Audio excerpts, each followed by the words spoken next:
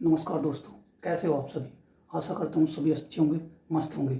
स्वागत है आपका अपने यूट्यूब चैनल प्लेटफॉर्म ज्योग्राफी में। आरआरसी ग्रुप डी रेलवे के एग्ज़ाम चल रहे हैं, ठीक है। और एग्ज़ाम को मद्देनज़र रखते हुए मैंने ये वनस्पति विज्ञान बॉटनी की क्लास आपके लिए स्पेशल बनाई है। जैसे कि कल के एग्ज़ाम में समसूत्री अर्धसूत्री से क्वेश्चन आए थे, तो नेक्स्ट हम क्लास कोशिका के अर्धसूत्री समसूत्री विभाजन से करेंगे। और ये आपको इतनी आसान भाषा में समझाया जाएगा जिससे कि आपके एग्ज़ाम में आपको बेनिफिट हो, ठीक है। और यहाँ तक कि बता दिया जाए, हमारे ग्रुप है स्टडी जो हम करते हैं, उसमें लगभग 25 बच्चे हैं, जिसका अलग अलग बोर्ड से एग्ज़ाम है। मैं खुद ये एग्ज़ाम अटेम्प्ट करने वाला हूँ। 2 सितंबर को मेरा एग्ज़ाम है जयपुर बोर्ड से। तो मैं तब आपके लिए एक पूरा सिलेबस टाइप का एक एनालाइज बनाऊंगा, वीडियो बनाऊंगा, जिसमें आपको पता चले कि मैथ का लेवल अभी सब पूछ कर बता रहे हैं, लेकिन मैं खुद अटैम्प्ट करके आपके लिए बताऊंगा, ठीक है। और अभी हम जानते हैं, पढ़ते हैं बॉटनी यानी वनस्पति विज्ञान, ठीक है। और बॉटनी यानी वनस्पति विज्ञान में हम आप पादप जगत पढ़ेंगे। और पादप जगत में आप देखिएगा, वनस्पति विज्ञान यानी बॉटनी हम आज पढ़ेंगे। आप देखिए, बॉटनी में हम पादप जगत यानी कि प्लांट किंगडम पढ़ेंगे। आपने देखा होगा प्लांट किंगडम से काफ़ी क्वेश्चन बन चुके हैं। 17, 18 और 19 की शिफ्ट में पादप जो था आपका, पादप जगत जो था, इसी से काफ़ी सारे क्वेश्चन पूछे गए हैं। मैं आपको दिखा देता हूँ अभी। जैसे हम इसके बारे में पढ़ेंगे तो मैं बताता हूँ कहाँ कहाँ से क्वेश्चन बन रहे हैं, ठीक है। चलो आइए क्लास स्टार्ट करते हैं, ठीक है। वनस्पति विज्ञान यानी कि बॉटनी, वनस्पति विज्ञान के जनक थियोफ्रिस्ट, ठीक है, थियोफ्रिस्ट। और पादप जगत यानी प्लांट किंगडम, इसका जो वर्गीकरण किया था वो एकलर ने किया था। एकलर यानी कि 1883 में इसका वर्गीकरण किया गया। बस हम क्विक द पॉइंट पढ़ेंगे जो मोस्ट इंपॉर्टेंट है आपके एग्जाम, जो लेवल ग्रुप डी का अभी साइंस को लेके है, उसी के बारे में पढ़ेंगे, ठीक है। और वो जहाँ तक उसकी अप्रोच है अभी तक, वो जहाँ तक साइंस में पहुँच पाया जाए, जहाँ तक उसने साइंस में क्वेश्चन किए हैं, ठीक है, वहाँ तक जाएंगे।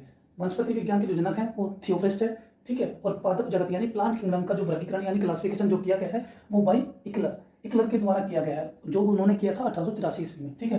अब पादप जगत को 2 भागों में बांटा जाता है, एक अपुष्पविद वर्ग में और दूसरा पुष्पविद वर्ग में, ठीक है, यानी कि क्रोटोगेम्स, जेम्स और फाइनोरेंस, ठीक है, ठीक है। अब देखिए पुष्पविद जो वर्ग है उसे 2 भागों में बांटा जाता है। उससे पहले समझिए, जो पुष्पविद वर्ग होता है उसमें बच्चे ना तो बीज होते हैं और ना ही पुष्प होते हैं, यानी कि ये ऐसा पादप जगत है या पादप जगत का ऐसा भाग है जिसमें ना तो बीज होते हैं और ना ही पुष्प होते हैं, फिर भी उसकी उत्पत्ति होती है बिना बीज, ठीक है। आपने देखा हो किसी भी पादप को या पौधे को उगाने के लिए आपने एक बीज उगाया होता है, लेकिन यहाँ ऐसा नहीं है, ना यहाँ बीज होगा और ना ही उस पादप में पुष्प होगा। ये इंपॉर्टेंट बात है, क्योंकि यही ऐसे ही क्वेश्चन पूछे जाते हैं कि किस वर्ग में, पादप जगत के किस वर्ग में बीज वह पुष्प नहीं पाए जाते, ठीक है। अब बात करते हैं पुष्पविद की। पुष्पविद वर्ग को 3 भागों में बांटा गया है। नंबर 1 थेलोफाइटा, दूसरा ब्रायोफाइटा और तीसरा ट्रायोफाइटा। मेरे ख्याल में कल भी यहाँ से एक क्वेश्चन था, ठीक है, जहाँ तक मुझे पता है, 1-2 बच्चे से पूछा मैंने भी, तो यहाँ से भी एक क्वेश्चन था, ठीक है। अब बात करते हैं पुष्पविद की। यह बच्चे 2 भागों में बटा होता है, जिसमें नगनबीजी और आवर्तबीजी, ठीक है। और एक और बच्चे मैं आपको बता दूं, जो ये एंजियोस्पर्म स्पर्म है ना बच्चे, इसी से क्वेश्चन आता है, क्योंकि अंडाशय वगैरह जो यहाँ ओवरी होता है वो यही बनता है। और आवर्तबीजी और थाइलोफाइटा सबसे ज़्यादा क्वेश्चन बनते हैं इन दोनों से, ठीक है। आगे चलते हैं। अभी तक हमने जाना पादप जगत का क्लासिफिकेशन, अब हम जानेंगे थाइलोफाइटा का, ठीक है, थाइलोफाइटा का वर्गीकरण, ठीक है। फिर से दोहरा देता हूँ, पादप जगत यानी प्लांट किंगडम, इसका वर्गीकरण किसने किया? एकलेयर ने 1883 में, ठीक है। इसे 2 भागों में बांटा गया, पुष्पविद वर्ग और दूसरा अपुष्पविद वर्ग और दूसरा पुष्पविद वर्ग। अपुष्पविद वर्ग में क्या होता है, इसमें बच्चे बीज नहीं पाए थे, ना ही इसमें पुष्प पाए जाते हैं, ठीक है, थाइलोफाइटा। और बच्चे ये जो पुष्पविद वर्ग है वो अपुष्पविद वर्ग है, इसमें बच्चे पुष्प भी पाए जाते हैं और बीज भी पाए जाते हैं। देखिए आवर्तबीजी और नगनबीजी, ठीक है, इसमें पाया था, ठीक है। इसे 3 भागों में बांटा गया, थाइलोफाइटा, ब्रायोफाइटा और टाइटोफाइटा, ठीक है। आगे चलते हैं। देखिए बच्चों, अभी तक आपने देखा कि थाइलोफाइटा, ब्रायोफाइटा और टाइटोफाइटा, आपने देखा, तीनों का क्लासिफिकेशन हमने किया। आगे हम करते हैं थाइलोफाइटा का। सबसे महत्वपूर्ण, आप कह सकते हो ये जो है मोस्ट इंपॉर्टेंट कैटेगरी का पर्सन है, मोस्ट इंपॉर्टेंट कैटेगरी का, इसी से सबसे ज़्यादा क्वेश्चन पूछे जाते हैं। इसमें बच्चे देखिए शैवाल, कवक और जीवाणु, आपने देखा होगा बैक्टीरिया से क्वेश्चन पूछता है, फंगई से क्वेश्चन पूछता है और इवन शैवाल से क्वेश्चन पूछता है। और लास्ट की जो क्लास थी, या सॉरी जो लास्ट एग्जाम हुआ है कल के एग्जाम में शैवाल से क्वेश्चन पूछा गया है, ठीक है। तो आइए जानते हैं इसके बारे में। थाइलोफाइटा, ब्रायोफाइटा और टाइटोफाइटा किसके भाग हैं?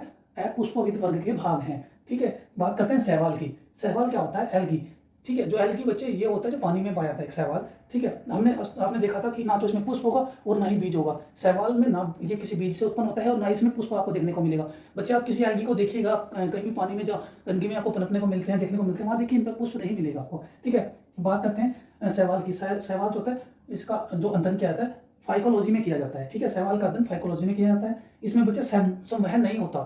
संवहन जैसे आपने देखा वो प्रकाश संश्लेषण में जो ऊर्जा का वो जो संवहन होता है, ऑक्सीजन का जो संवहन करती है पादप की या पेड़ की जो परत होती है वो संवहन करती है, वो बच्चे इनमें नहीं होता, संवहन नहीं होता।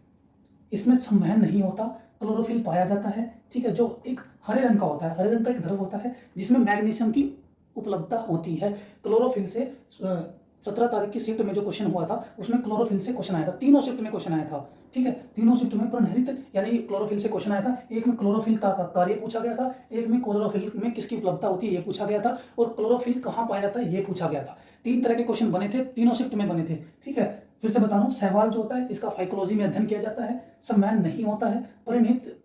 प्रणहरित यानी कि क्लोरोफिल ये इसमें पाया जाता है। क्लोरोफिल एक हरे रंग का द्रव होता है जिसमें मैग्नीशियम की उपलब्धता होती है, ठीक है। इतना ही ये पूछ रहा है और इतना ही हम इसके बारे में जानेंगे। हमें आपको इस विषय का अज्ञाता नहीं बनना है, बस इसके बारे में जो इन्फॉर्मेशन हमारे एग्जाम में पूछी जा रही है वही हम पढ़ेंगे। और यदि आपको कंटेंट अच्छा लगे तो बच्चों को अपने दोस्तों के साथ क्लास को शेयर कीजिए, ठीक है।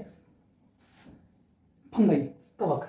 कवक का अध्ययन जो है माइकोलॉजी में किया जाता है, ठीक है बच्चे। इसमें संवहन और परिणहरित यानी कि संवहन और क्लोरोफिल दोनों ही नहीं पाए जाते। जो इसका भोजन का जो संचय होता है, जो ये कवक होता है या फंगई आप कह सकते हो, जो एक भोजन का संचय करता है ग्लाइकोजन में करता है। ये क्वेश्चन भी पूछा जा चुका है कि ग्लाइकोजन कवक जो होता है किस जगह भोजन का संचय करता है। तो ग्लाइकोजन में बच्चे, ग्लाइकोजन में ये भोजन का संचय करता है। और जो बच्चे इसमें जैसे आपने देखा कोशिका भित्ति जो पाई जाती है, इसमें जो कवक या फंगई में जो कोशिका भित्ति पाई जाती है वो काइटिन की पाई जाती है। वहाँ देखा आपने सेलुलोज की पाई जाती है। यहाँ पादप में जो पाई जाती है वो सेलुलोज की पाई जाती है, और यहाँ जो फंगई है कवक है उसमें काइटिन की पाई जाती है। और काइटिन का क्वेश्चन पूछा जा चुका है। आप शायद 18 तारीख की जो शिफ्ट की क्वेश्चन थी उसमें आपको देखिएगा जाकर, किसी से एनालाइज कीजिएगा या बात कीजिएगा, आपको मिलेगा कि काइटिन से क्वेश्चन पूछा जा चुका है, ठीक है। बात करते हैं बैक्टीरिया की।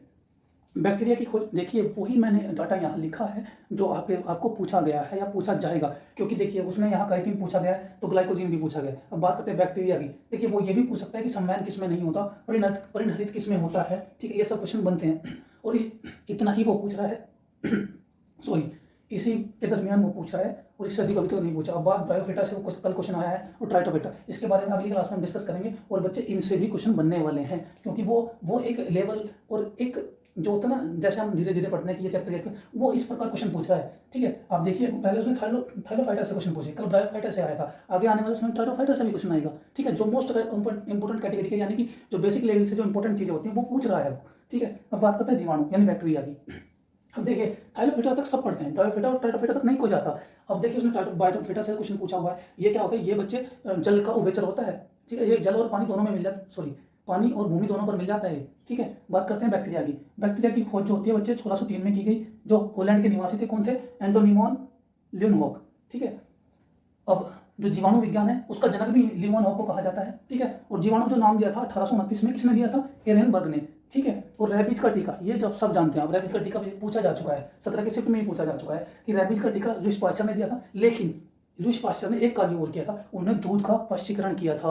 और ये आप आने वाले आपके एग्जाम में पूछा जा सकता है, क्योंकि जब लुईस पास्चर का टीका पूछा, लुईस पास्चर ने जो रेबीज के टीके की खोज की थी, जो बैक्टीरिया से होता है एक रोग, उसकी खोज की थी, तो बच्चे उन्होंने एक खोज और की थी जो दूध का पाश्चीकरण होता है। ये सिद्धांत भी आपसे पूछा जा सकता है कि दूध का पाश्चीकरण किस वैज्ञानिक ने या किसके द्वारा किया गया था, ठीक है। फिर से रिपीट कर रहा हूँ, थाइलोफाइटा में सहवाल, कवक और फंगी पाए जाते हैं। सॉरी, सहवाल थाइलोफाइटा में सहवाल यानी एल्गी, कवक यानी फंगी, जीवाणु यानी बैक्टीरिया। सहवाल में क्या होता है, सहवाल फाइकोलॉजी में इसका अध्ययन किया जाता है। संवहन नहीं होता, क्लोरोफिल पाया जाता है जो एक हरे रंग का होता है जिसमें मैग्नीशियम की उपलब्धता होती है।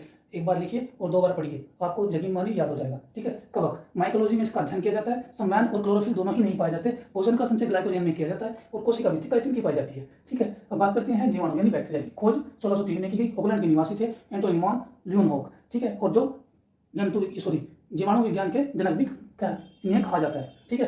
जीवाणु नाम जो है 1829 में एरेनबर्ग ने दिया था, ठीक है। रेबीज का टीका लुईस पास्चर ने खोज की और लुईस पास्चर ने ही दूध का पाश्चीकरण का सिद्धांत भी दिया था, ठीक है। यदि क्लास आपको अच्छी लगी हो दोस्तों के साथ शेयर कीजिएगा, कमेंट कीजिएगा। और ये टॉपिक वाइज क्लास, यदि आपका कोई टॉपिक छूटा हुआ है या आपको किसी में डाउट है तो आप कमेंट बॉक्स में कमेंट कर सकते हैं। मैं आपके लिए उसी टॉपिक को क्लास के तौर पर आपके लिए रेडी कर दूँगा। और नेक्स्ट क्लास में हम ब्रायोफिटा और ट्राइटोफिटा को दोनों को एक्सप्लेन करेंगे और आज जानेंगे, ठीक है। आज के लिए इतना ही। Thank you, all the best exam के लिए।